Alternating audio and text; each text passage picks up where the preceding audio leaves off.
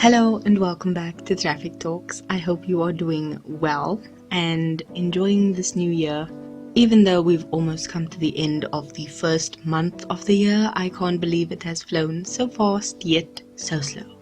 Like, I probably am not the only one thinking that way, but that's how it's felt. It felt very fast, but it felt like it was dragging. Anyway, on to today's topic, the dreaded talk of work and your job. I understand everyone has a job, but sometimes not the easiest thing in the world. This honestly just came about when I got a call from a telemarketer on behalf of a company I have an account with. The call lasted exactly 3 minutes. 3 minutes. So what happened was, this lady was speaking to me, but she sounded like a machine. And I don't mean like those automated messages we all get that you like cut off so fast. It's shocking. I'm talking about this was a human being who spoke to me, but it sounded like they were just on autopilot. She called me, she spoke to me, she ended up repeating herself, and she was in such an autopilot mode that I don't think she even realized that she repeated herself. And that just made me so confused. How does this even happen? It made me take a really hard look at the state of our country and the state that the jobs of our country are in. I mean, we've got this whole SABC thing going on, and then jobs in general being a scarcity, and then people being fired and not being able to find work again, which is hard. So I hope this episode helps in some way, especially if you want to find a new job for this year, because doing what you love doesn't always pay the bills, but if it does, you gotta work very hard. We all have jobs, whether it's official or not, whether we get paid or not. We have a job. We work. You're a student, you're a parent, you're a child, you're maybe even someone who's unpaid, like a housewife, a house husband, a grandparent who takes care of children or their grandchildren, Like I said, whether it's a paid job or not, whether it's official title or not, you have a job in life. As a student, your job is to work on your studies. If you are a university student, maybe you even have a part-time job on top of your studies. So it's a lot. With the way things are in the country at the moment, jobs are scarce to begin with, and with a pandemic ravishing the country, and by extension, the economies of those countries, keeping a job is hard. And even if the job is a crappy job, you're gonna keep it because there isn't a lot of other options you may have. And this is the unfortunate reality for, I wouldn't even say majority, I would say like 90% of the people in the country. It's hard enough being in a job you don't like, and that is just so you can earn money to afford the basics, and sometimes you may not even be able to cover all the costs of those basic necessities. Yet, you're doing a job you don't like just to keep your head above water. Some people maybe even do jobs they don't like, but because it's high paying, they do it, which is a whole other problem in and of itself, but it just is what it is. Some people love their jobs, some people hate their jobs, some people are in between, but there is always some factor that plays into their job and whether they love it or hate it. Having this very short conversation with this woman shook me to my core. Like, here is someone doing their job in such a robotic manner that they didn't even register my response. Like, they said, please be aware that this call is recorded. And I'm like, yes, okay. And they're like, okay ma'am, please be aware that this call is... I was like, hold on. Like, are you not even realizing you just said this to me twice? And then before I could even get anything else out, she's like, okay ma'am, and then she proceeded with her script that she was basically reading to me without even really thinking or listening to what I was saying back. And that scares me because I've been back at work and I've caught myself doing things on autopilot. However, you kind of just, whoa, take a step back. Did I just actually do this thing? Because I did it so fast and so automatically. It's like, did I even do it? Did I even get it right? Wait a second. Did I? And I did. But it happens so quickly and on such an autopilot mode that you don't even register it. And I thought that kind of happened to this woman. So I was just like, ooh, child. Like, even I do it. And it can be a good thing, but it can also be a very bad thing, like in her case. Because this is the whole job of your telemarketing, is to get someone to buy something from you. But if you aren't listening to them say yes or no, how are you even going to sell them what you're trying to sell them? Like, it doesn't make sense. As you know, the job I currently have is, in my eyes, a means to an end. I'm earning a good amount of money. I got my raise, and I've been able to up my disposable income, so to speak, because I don't have a lot of expenses in terms of travel and petrol anymore, because I've been working from home, which is brilliant because petrol's gone up. Living in a house, you need to contribute, which I do. However, I've been able to contribute a little bit more, which I am personally happy about. The point in mentioning this is that people often do jobs for the money.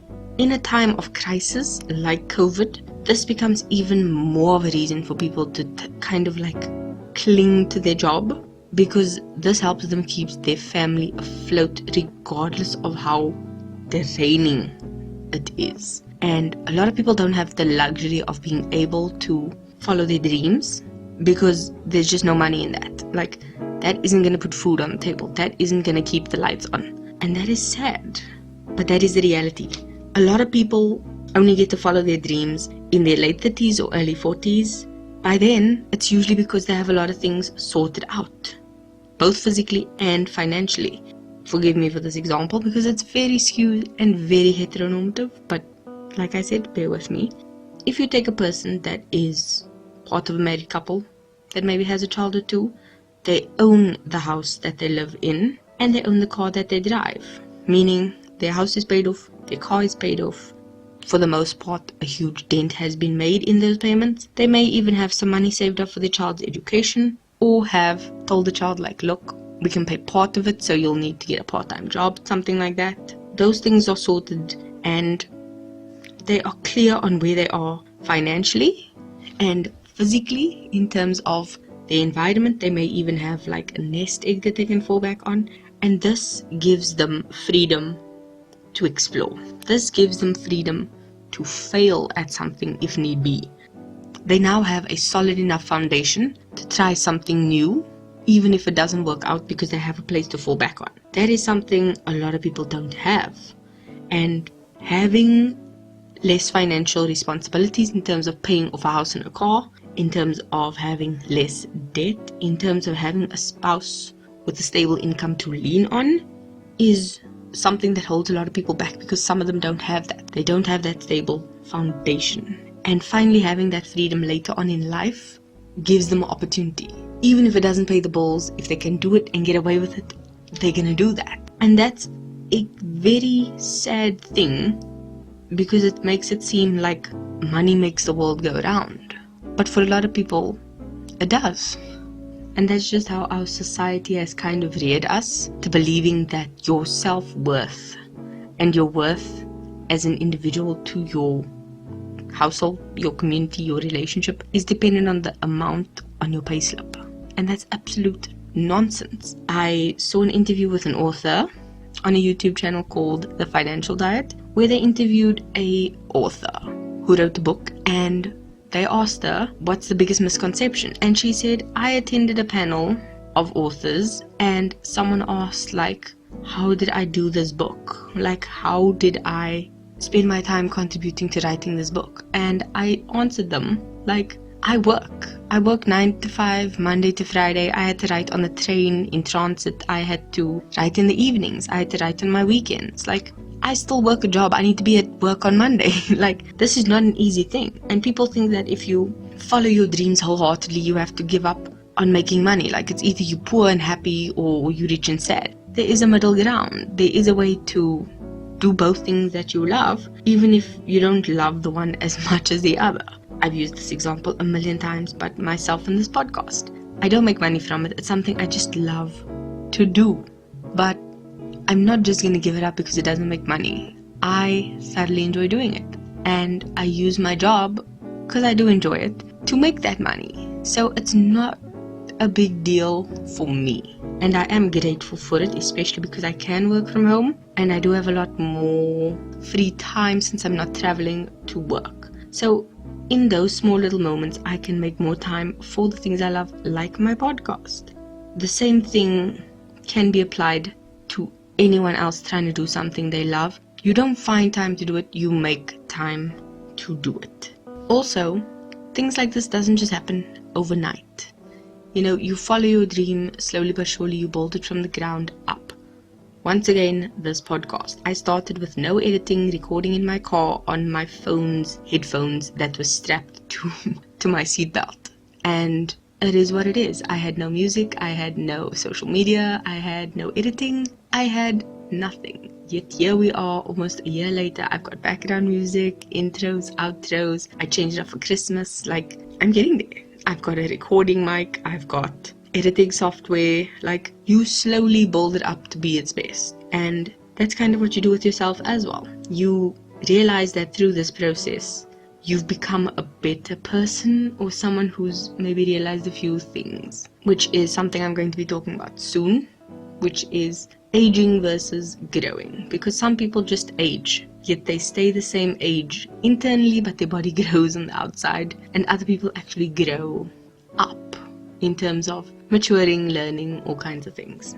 The point was, slow, gradual improvements and changes make for the best result. Even as I said at the beginning of the year with your habits, you don't decide to change everything overnight. You implement small things.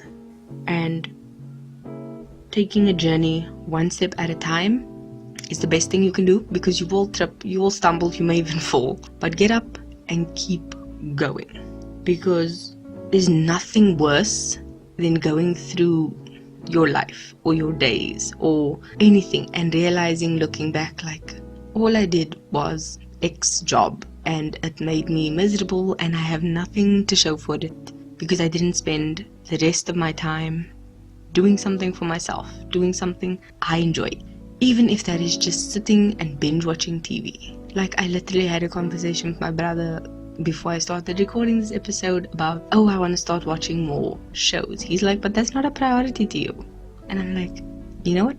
You're right. Because my podcast is my priority. I don't make time to watch TV. I would rather spend 5 minutes editing a script or doing a bit of editing on an episode or something like that versus sitting and watching a TV show. This is my priority. This is something I thoroughly enjoy, and it's what I love to do. It's helped me grow and learn and be a better person. That went very left. Back on track. I would say do what makes you happy, do what makes you smile, do what gets you excited. Find that one idea that keeps swirling around in your head, and no matter how crazy it is, do it. Start. Go for it. Even if it doesn't work out, you can be like, I had this idea for the longest time and I started it and it just flopped. And I was like, okay, I'll try again. And you try and you try and you try and it just doesn't work. Let it go. Maybe it's not meant to be. Maybe you'll find something else in that process that you do love. But that's just it. Do what makes you happy. And even if it's not your day job, that's fine. And if it is your day job, great. Maybe even use it as a side hustle till it becomes big enough to be a full-time job. That's what it is. The song for this week is a classic. 9 to 5 by Dolly Parton. I think it's the epitome of this entire podcast, which is working 9 to 5. What a way to make a living. On that note, I'm going to end it off. I was very all over the place. I apologize for that. I have no words left. I'm done. And I keep trying to make these shorter, so hopefully I've gotten that right this week. It's definitely going to be shorter than last week's one, only because I was so excited about the topic which was flying. Obviously, since work can be a bit tough, I'm going to be sending you all the positive vibes and strength for the week ahead, or what's left of it, and enjoy. Love you. Bye.